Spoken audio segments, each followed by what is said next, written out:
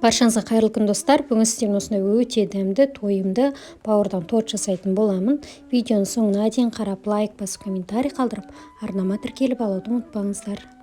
Ол үшін бізге осылай жуылып тазаланған бауыр керек болады. Бауырды осылай алдын ала ұсақтап, осылай кішкене бөліктерге бөліп аламыз да, сосын осылай блендерден өткізіп, езіп аламыз. Егер блендер болмайтын болса, онда ет тартқыштан өткізсеңіз де болады, немесе қолыңызбен өте ұсақ етіп майдалап турасаңыз да болады. Мінекей достар, осылай блендердің көмегімен езіп алдық. Шамамен бір 30 секундтай осылай ұсақтап майдалап езіп алдық.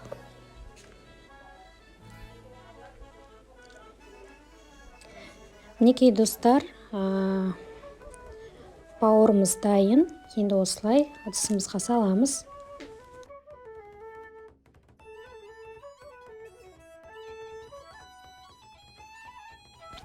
Достар, енді осының үстіне 2 жұмыртқа қосамыз. Жұмыртқамызды бірден бауырдың үстіне салып жібермей, осылай бөлек бір ыдысқа араластырып дайындап аламыз. Осылай достар, толықтай араластырып, енді осыны жаңағы алдын ала езіп алған бауырымыздың үстіне қосып араластырамыз. Мінекей достар, енді жаңағы бауырымыздың үстіне жұмыртқамызды салып толықтай араластырамыз. Екеуі араласуы керек. Енді алдын ала өлшенген 200 мл сүтімізді үстінен қосамыз. Толықтай араластырып алыңыздар.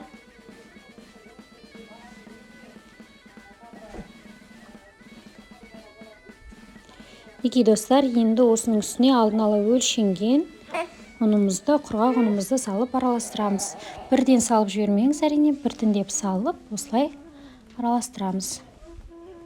Достар, естеріңізге сала кетейін, видеоның төмен жағында описание бөлімінде керекті ингредиенттердің көлемі жазылған. Осылай достар, үздіксіз араластырып, мінекей дайындап алдық. Енді осының үстіне жарты шай қасық тұз және де татымына қарай қара бұрыш саламыз.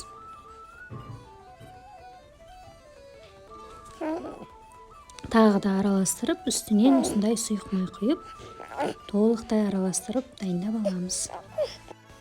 Осылай достар, барлығын толықтай араластырып біріктіріп алғаннан кейін, енді осылай қызып тұрған табамыздың үстіне осылай майды құймаймыз. Осылай щетканың көмегімен сәл ғана май жағып, үстіне осылай блини сияқты пісіреміз.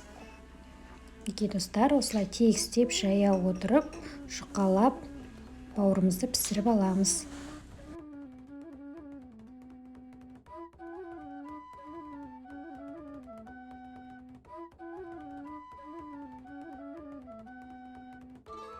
Достар, осылай бір жақ беті піскеннен кейін екінші жағына алмастырып, осылай әр бауырымызды осылай пісіріп аламыз.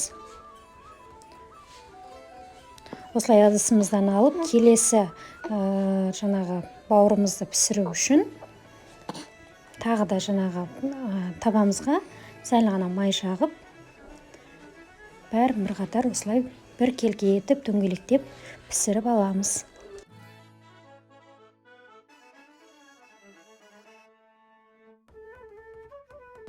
Осылай достар, барлығын бір келге етіп табамызда пісіріп дайындап алдық. Енді салмасын дайындаймыз. Салмасына осылай жаңағы табамызға май құйып, пиязымыз бен сәбізімізді қуырамыз. Ешқандай қиындығы жоқ, өте оңай.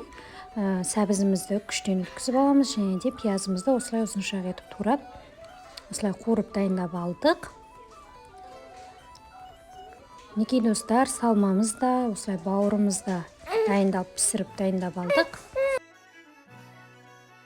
Достар, енді тортымызды жинамас бұрын осылай ортасына жағатын майонезімізді дайындап аламыз. Ол үшін осылай сарымсағымызды ұсақтап майдалап турап, немесе арнайы осылай сарымсақ күштен өткізіп алсаңыздар болады. Енді бұны осылай арнайы алдын ала өлшенген 200 грамм майонезіміздің үстіне салып араластырамыз. Толықтай араластырамыз.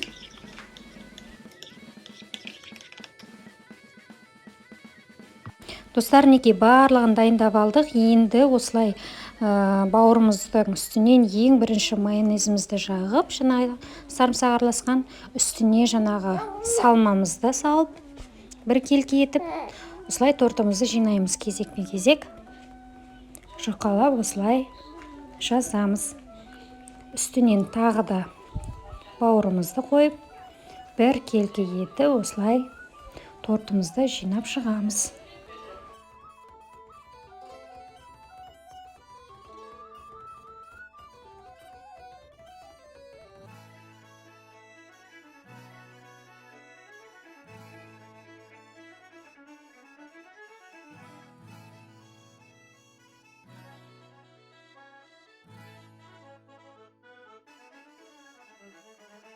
Неке достар, барлық бауырымызды жинап дайындап алдық. Тортымызды енді ең соңғы үстіңгі бөлігіндегі бауырымызды қойдық. Енді бұны әрине беткі бөлігін өзіңіздің қалауыңыз бойынша әрлесеңіз болады.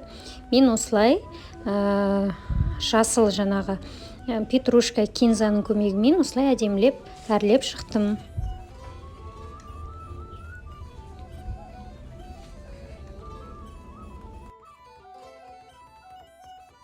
Осымен достар, біздің бауырдан жасалған тортымыз дайын болды. Мінекей арасы осындай болып, өте дәмді болып пісті.